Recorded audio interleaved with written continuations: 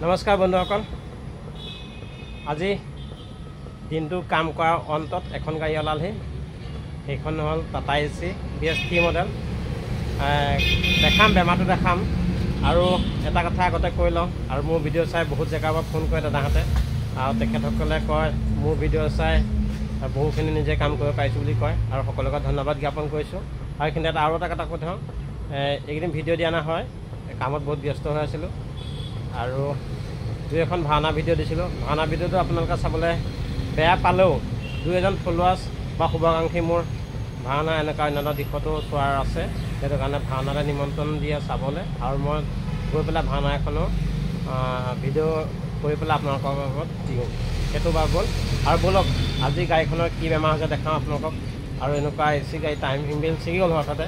Time বেল ছিগিলে self মাৰিব লাগে নে নালাগে, চেল্ফ মাৰিলে কি হয় বন্ধুসকল। ব'লক গাড়ীখনেই হ'ল সেইখন, আহি পালেহি। আৰু বহুত গৰম, কাম কৰি আছোঁ।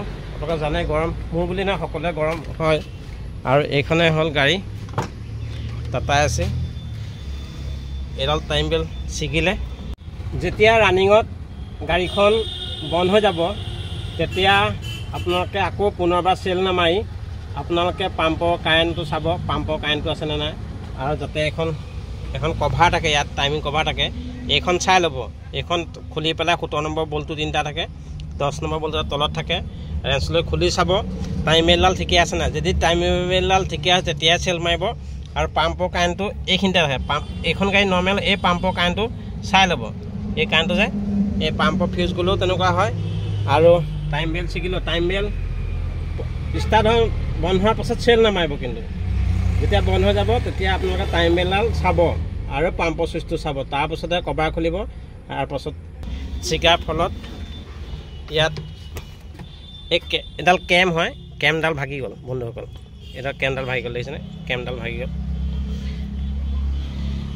আৰু এই গাড়ীখনৰ মাজতে মই হেড বনাইছিলোঁ, টাইম বেল ময়ে লগাইছিলোঁ।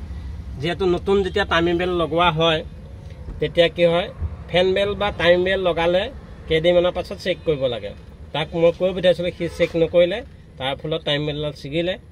আৰু এই ভিডিঅ'টো এইটো কাৰণে বনাইছোঁ বন্ধুসকল, আপোনালোকৰ যদি এনেকৈ মিউজিক টাটা এচি থাকে, টাইম বেল যদি নতুন লগায়, আপোনালোকে কেইদিনমানৰ পাছত এবাৰ চেক কৰাই ল'ব। চেক কৰাই ল'লে কি হয়, বেলডাল নতুন বেল ঢিলা হয়। ঢিলা হ'লে পিনিয়নটো জাতকা পাই পেলাই হয়তো ছিগি যায়। তেনেকুৱা ভুল নকৰিব। যদি আগতে বহুতৰে হৈছে বা এইটো সমস্যা মোৰ ভিডিঅ' চোৱাৰ বহুতৰে হৈছে বুলি মই জানো, যিহেতু এমাহত 2-3টা মই এনেকুৱা বেমাৰ পাওঁ। সেইটো কাৰণে এই ভিডিঅ'টো এইটো কাৰণে প্ৰস্তুত কৰিলোঁ আপোনালোকক।